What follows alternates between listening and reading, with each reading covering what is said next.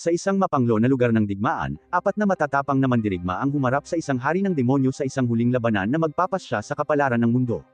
Nakipaglaban silang 4, pinagsasama ang kanilang mahika, kasanayan sa pag-espada, at pagtutulungan laban sa makapangyarihang kaaway. Sa kabila ng napakalaking lakas ng hari ng demonyo, ayaw nilang sumuko at patuloy na sumulong. Nang umabot sa kasukdulan ng labanan, nakahanap ng butas ang bayaning may blonde na buhok at itinusok ang kanyang espada sa katawan ng hari ng demonyo. Kaagad pagkatapos, nagpakawala ang salamangkero ng grupo ng isang napakalaking spell ng kidlat na tumama sa hari ng demonyo nang may hindi kapani-paniwalang lakas. Dahil nagdamo na ng hindi mabilang na mga pinsala sa labanan, hindi na matiis ng hari ng demonyo ang pinsala. Isang huling sigaw ang pinakawalan niya bago bumagsak ng malakas sa lupa. Sandali, isa sa mga mandirigma ang nakatitig ng may paniniwala, nahihirapang paniwalaan na nagawa talaga nilang talunin ang Panginoon ng demonyo. Maya-maya, isang malaking seremonya ang ginanap upang parangalan ang mga mandirigmang nagligtas sa mundo. Buong pagmamalaking lumuhad ang 4 na mandirigma sa harap ng hari habang nagtitipon ang mga tao upang ipagdiwang ang kanilang tagumpay laban sa hari ng demonyo. Upang kilalanin ang kanilang mga nagawa, ipinagkaloob sa kanila ng hari ang titulong 4 na emperador, isang titulong nakalaan lamang para sa mga pinakadakilang salamangkero sa kaharian. Isa sa mga mandirigmang nagngangalang Eptel ay lubos na natigilan sa anunsyo. Alam niya na sa buong kasaysayan, tanging mga tao lamang mula sa mga maharlikang pamilya ang pinayagang magkamit ng titulong emperador. Dahil doon, halos hindi siya makapaniwala sa kanyang naririnig. Inamin niya na ang gantimpala ay mas dakila kaysa sa anumang maiisip niya. Pagkatapos ay personal na lumapit ang hari kay Eptel at kinausap ito sa harap ng lahat. Ipinaliwanag niya na kahit na si Eptel ay maaaring hindi ang pinakamalakas na salamangkero sa mundo, ang kanyang mga kontribusyon at tagumpay ay hindi may kakaila. Dahil dito, nakamit niya ang karapatang magdala ng titulong emperador. Mula sa araw na ito, makikilala siya bilang emperador ng kidlat. Ang pagkarinig sa mga salitang iyon ay nagpaiyak kay Eptel. Naghiyawan ang mga tao habang pinipilit niyang pigilan ang kanyang emosyon. Matapos gumugol ng 40 taon sa pag-aaral at pagmaster ng mahika, sa wakas ay kinilala na ang lahat ng kanyang pinaghirapan. Umalis si Eptel sa seremonya na may mas masigasig na pakiramdam kaysa dati. Sa unang pagkakataon sa kanyang buhay, naramdaman niya na ang lahat ng kanyang mga sakripisyo at pagsisikap ay tunay na nagbunga. Lumipas ang ilang taon pagkatapos ng araw na iyon at si Eptel ay isa ng matandang lalaki. Isang umaga, nakatayo siya sa labas at tahimik na pinagmamasdan ng malawak na open field. Pagkatapos, isang batang babae na nagngangalang Merlin ang lumapit sa kanya at magalang na ipinaalam sa kanya na handa na ang almusal at naghihintay na sa kanya sa loob. Pagkalipas ng halos isang oras, nakita si Eptel na nagtuturo sa kanyang mga estudyante kung paano mapanatili ang isang magic circle. Maingat na nag-focus ang mga estudyante habang sinusubukan nilang panatilihing aktibo ang kanilang mga circle hanggat maaari. Habang nagsasanay, nawalan ng konsentrasyon ang isang estudyante at aksidenteng nawala ang kanyang magic circle. Agad na napansin ni Eptel at sinabihan ang estudyante na huwag sumuko. Ipinaliwanag niya na ang pagpapanatili ng focus ay isa sa pinakamahalagang kasanayan na matututunan ng isang salamangkero. Kung hindi niya mapapanatiling aktibo ang isang magic circle habang nakatayo, hindi niya kailanman mapapanatili ang isa habang nag-chanting ng mga spell sa panahon ng labanan. Dahil sa mga salita ni Eptel, mabilis na nagsimulang sumubok muli ang bata. Pagkalipas ng ilang oras, sa wakas ay tinapos ni Eptel ang pagsasanay. Binitawan ng mga estudyante ang kanilang mga magic circle at naghanda para sa susunod na aralin. Gayunpaman, sa halip na hayaan silang magpahinga, agad na iminungkahi ni Eptel na magpatuloy sa pagsasanay ng mga spell sa level 4. Bago pa man magpatuloy ang aralin, biglang nagsalita si Merlin. Itinuro niya na mukhang pagod na pagod si Eptel at sinabihan siyang dapat siyang mag-break at magpahinga. Gayunpaman, ipinagkibit-balikat lamang ni Eptel ang kanyang pag-aalala at iginiit na hindi siya pagod. Gayunpaman, ang nag-aalalang hitsura sa mukha ni Merlin ay naging dahilan upang siya ay tumigil sandali. Ang pagkakita sa ekspresyon ng babae ay nagpaalala sa kanya ng araw na una silang nagkita. Ang kanyang mga iniisip ay bumalik sa maraming taon pagkatapos talunin ng kanyang grupo ang demonyong Panginoon. Sa panahong iyon, natagpuan niya si Merlin noong sanggol pa lamang. Naiwan siyang mag-isa matapos mapatay ang kanyang ina sa labanan na kinasasangkutan ng kanyang grupo.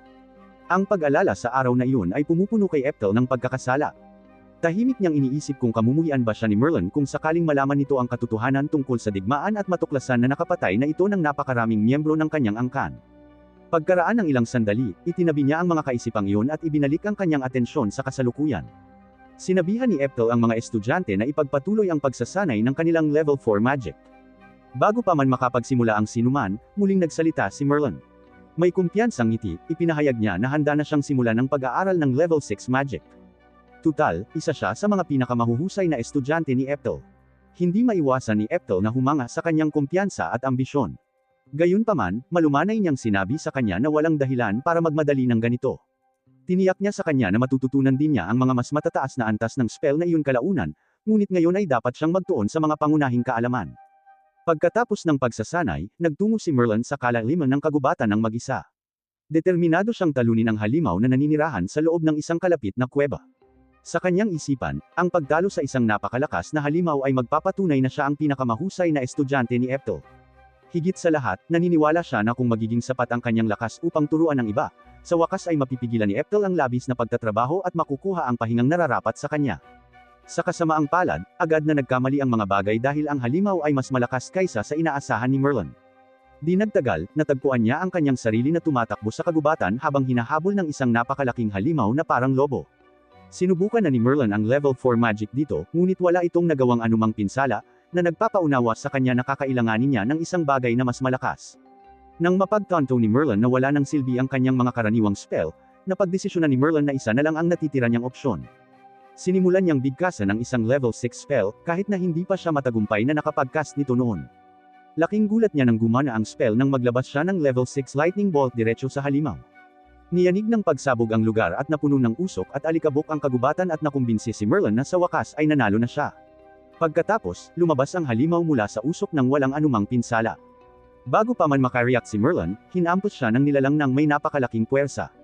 Bumagsak siya sa lupa at nagpumilit na makabangon muli. Dahan-daang lumapit sa kanya ang malaking lobo at naghanda na lumunin siya. Sa sandaling iyon, tinanggap na ni Merlin na mamamatay na siya. Nang malapit nang umatake ang halimaw, biglang lumitaw si Eptel at iniligtas siya sa huling segundo.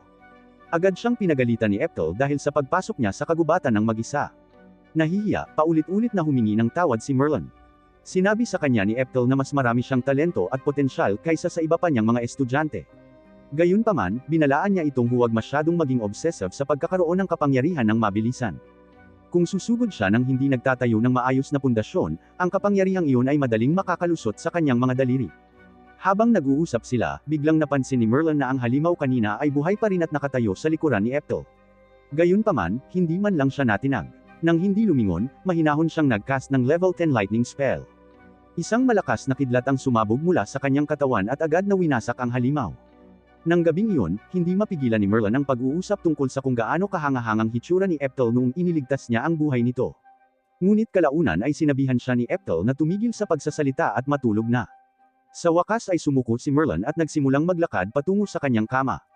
Gayunpaman, bigla siyang lumingon at nakita si Eptel na umuubo ng dugo. Sa loob ng ilang taon na ngayon, siya ay nagdurusa sa isang sakit na walang lunas at ang kanyang kondisyon ay unti-unting lumalala. Ang nag-aalalang hitsura sa mukha ni Merlin ay nagpaisip kay Eptel. Matagal na niyang alam ang tungkol sa kanyang sakit. Iyon ang tunay na dahilan kung bakit niya pinipilit ang kanyang sarili na maging mas malakas. Tahimik na hiniling ni Merlin kay Eptel na alagaan ang kanyang sarili at magpahinga hanggat maaari. Sinabi niya sa kanya na wala na siyang gaanong oras. Dahil doon, wala na siyang ganang gugulin ang natitirang mga taon niya sa paghiga sa kama at paghihintay sa katapusan. Sa halip, gusto niyang gugulin ang anumang oras na natitira sa kanya sa paggawa ng mga bagay na pinakamamahal niya. Gusto niyang ipagpatuloy ang pagtuturo sa mga mahuhusay na estudyanteng tulad niya at tulungan silang maging magagaling na salamangkero. Inamin ni Eptel na matagal na niyang gustong maging pinakamalakas na salamangkero. Nalito si Merlin nang marinig iyon dahil sa pagkakaalam niya, siya na ang pinakamalakas. Tutal, binigyan siya ng titulong emperador ng kidlat. Sinabi ni Eptel na naiintindihan niya kung bakit ganoon ang iniisip ni Merlin. Ngunit iba ang katotohanan. Kahit na siya ang pinakamatanda sa mga emperador at nakamit ang maraming magagandang bagay, palaging mayroong malinaw na agwat sa pagitan niya at ng ilan sa mga miyembro ng kanyang partido. Dahil doon, hindi niya talaga itinuring ang kanyang sarili na pinakamalakas.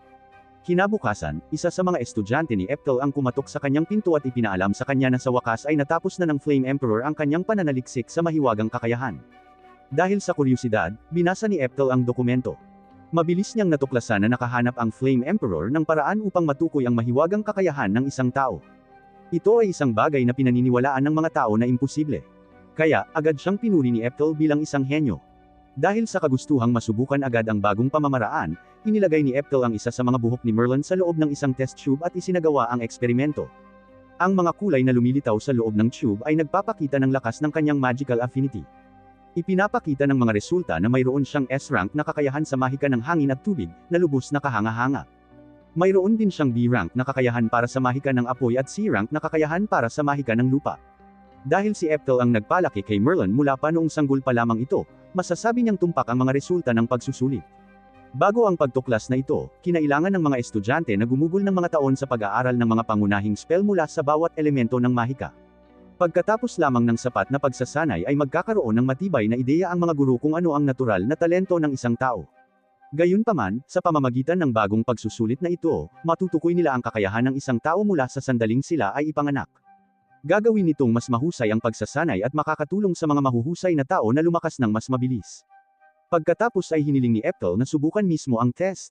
Agad na sinabi ni Merlin na hindi na kailangan dahil malinaw na maaabot ng kanyang mga resulta ang pinakamataas na antas. Gayunpaman, iginiit ni Eptel. Ipinaliwanag niya na kahit hindi niya maabot ang pinakamataas na antas ng mahika, kahit papaano ay gusto niyang malaman kung mayroon ba siyang talento para gawin ito. Isinagawa ang pagsusulit, ngunit ang resulta ay ganap na walang kulay.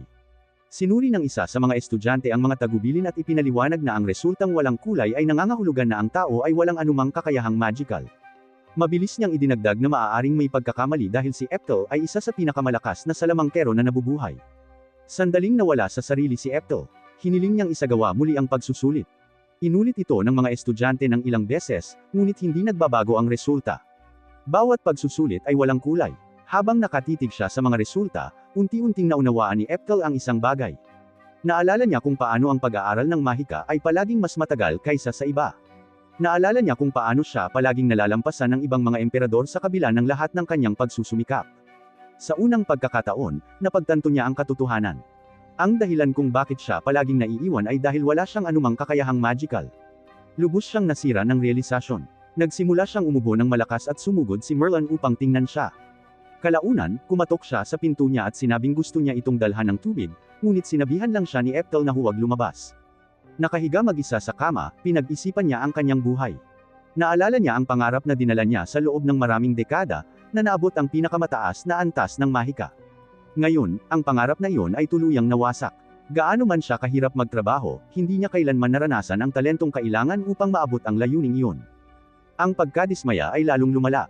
Naisip niya kung gaano siya kaawa-awa at kung paano walang patutunguhan ang lahat ng kanyang pagsisikap.